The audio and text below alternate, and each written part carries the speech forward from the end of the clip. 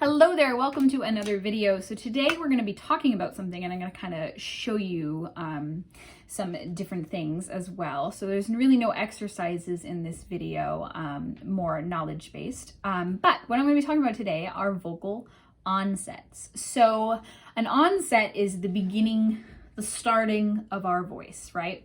And there's four main kinds. There's four main ways to start your voice. So I'm gonna kind of talk about the physiological differences as well as why we would do each one stylistically, and kind of what the ideal one is. Again, subjective, that is subjective. So let's talk about them. So first one is vocal fry. There's a fry onset, there's an aspirate onset, there is a glottal onset, as well as a balanced onset, and we'll talk about all of those. But let's start with fry. So vocal fry is that thing. It's also called the pulse register when we're talking about more scientific terms. And to my understanding, what it is your vocal folds are kind of slack in your throat, and they allow, when you're doing fry, there's little air bubbles that kind of surface, and that's what creates that popping sound, right? So you'll hear this a lot in popular styles, particularly these days. And if you think back to the early 2000s, when our queen, Britney Spears, started this actually, or her music kind of introduced this. So if you think back to, oh baby, baby, how was I supposed to know, right? Oh, right? You hear that all the time now. Adele does it a lot. Again, it's pretty much everywhere in every song. So that is a fry onset. You start in your vocal fry, oh, right? So, okay, not the best habit, I will say, because there are styles where it is stylistically inappropriate to start your voice in the fry all the time. Also, here's the thing, you don't get a clear tone on that part, and it is not the habit your technique wants to be in. It's not a great place to start the voice all the time. It can be used effectively stylistically as well as actually therapeutically. So the pulse register can be trained in some interesting ways. So you may have heard of fry screaming. So people who perform like heavy metal, they train that. You can kind of make it go up and down. Rasp is also achieved with that. If you get I can't really do it. Right? If you kind of put that behind it, that's how you can get that creaky kind of raspy sound. Again, this should be done in controlled situations. You shouldn't be doing this all the time by default. Again, it's just a different, it's not the place you want your tone to be starting all the time. It gets tiring, honestly. Even speaking, I do it all the time. So that's fry. I will say also too, like really low basses or like low voice types can train the fry to help bottom out their low notes to give it a little bit more depth.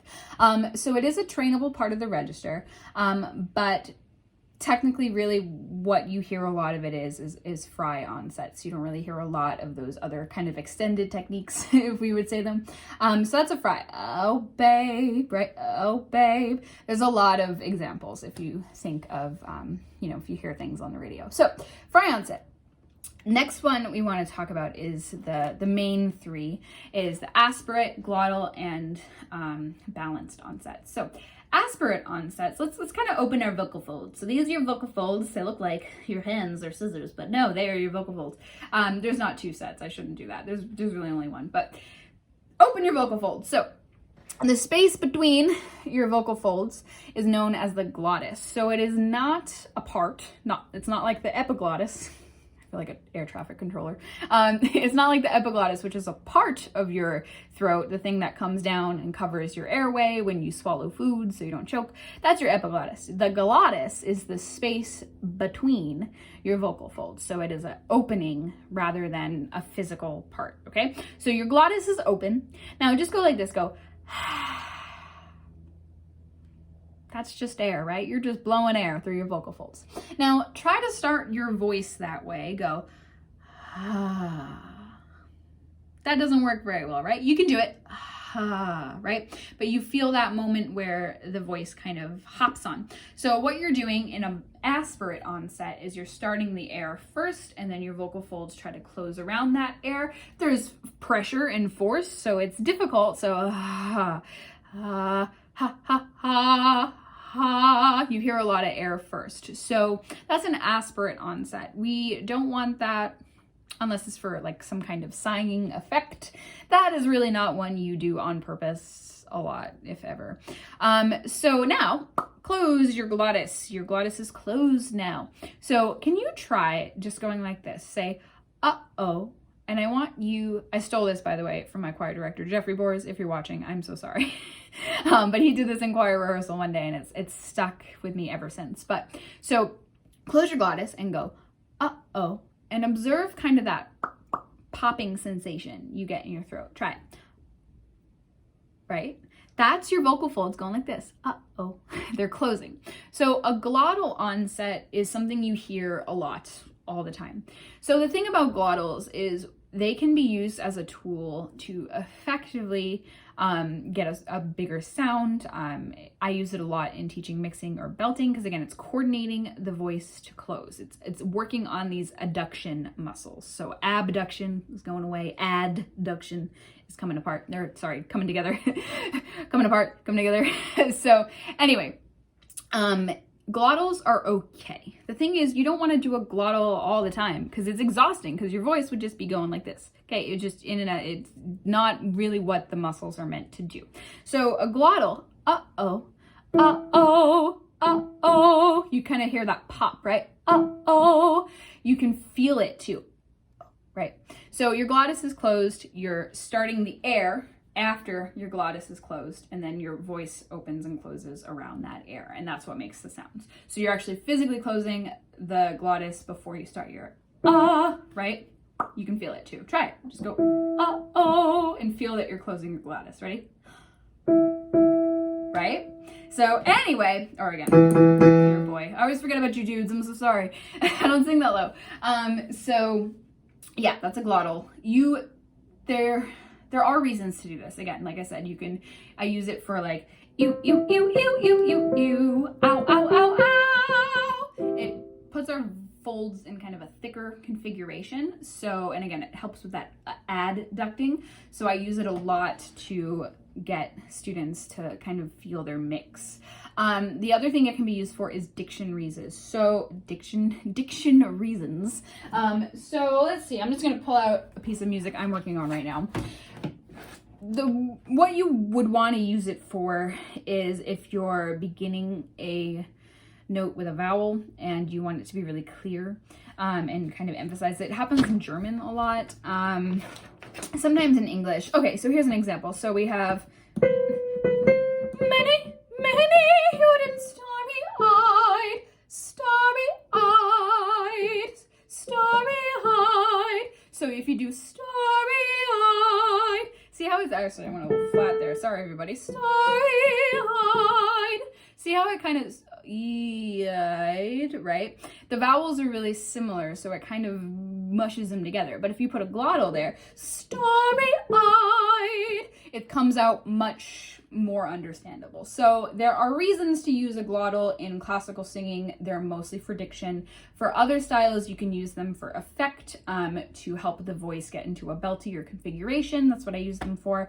But in classical singing, you basically do not use them unless there's a very good reason. So that brings us to the last one, is a balanced onset. And as you may have guessed by the order in which we did these, this is the one you want to do most of the time. So, and it's also, you may have already guessed this, it's when you start your air and your voice simultaneously. So the motion that I took from my choir director is a conducting, like, close sign. So if we do a balanced onset, it sounds something like this. So instead of, I'll do all three. So if we have, let me do this note.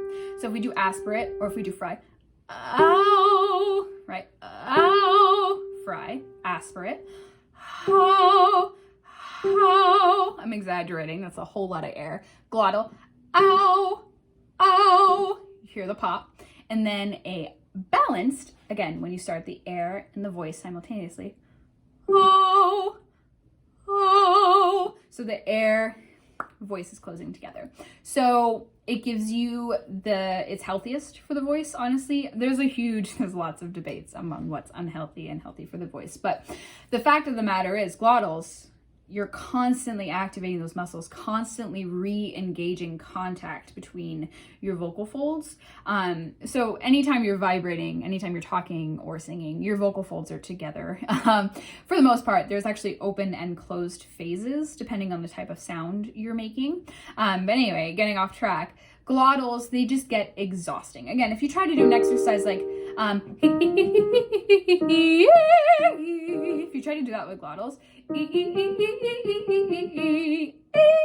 it doesn't work. It's exhausting for the voice to do that over and over again. So a balanced onset is the way to go. So again, you just kind of, let me help you into it. So like you're gonna say uh-oh from a few minutes ago, if you go uh-oh, right?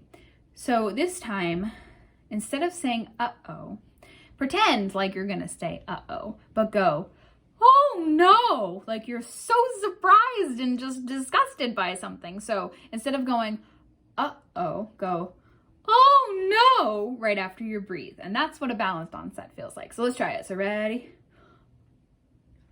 Yeah, there you go. So another way you can kind of think of it is if you think of the arc of a breath, right? So like if you're breathing in and then you start the voice and then you're exhaling, right?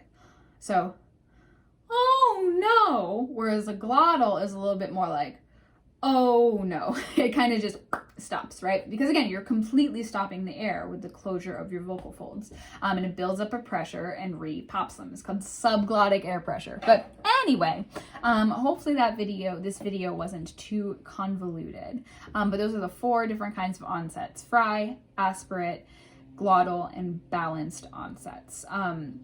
And again, they all kind of have their reason for them, except really, again, aspirate onsets are just pretty inefficient. You're just wasting air at that point. Yeah, you can do it for kind of like a sigh kind of effect, but I don't know. It's not a very efficient way to sing. And if you've noticed in a couple of my videos, I've talked about efficiency specifically. And that's kind of the goal, just like any kind of instrument, right? Ours is just inside us. It's air sacs and a meat tube. So we got to learn to manipulate the meat tube in a way that works for us. So let me know if you have any questions. Comment down below. Oh my God, am I a YouTuber now? This is horrible. Comment down below if you have a question about onsets. If not, that's cool too. You don't have to do that. You don't have to like, you don't have to subscribe unless you want to. Try those things if they make you feel good. Anyway, I'm rambling, but I think that about sums it up if we're just talking about onsets. Again, if I were to have you go through a song or something, I would point out different points to where these different tools could be used. But on the face of it, those are the 4 different kind of onsets. All right, I gotta go. It's the end of the day. That's probably why I'm rambling, but I hope this video was enjoyable for you, and I will see you later if you're my real student. If not, have a great rest of your day if I've never met you. If not, that's cool. See ya.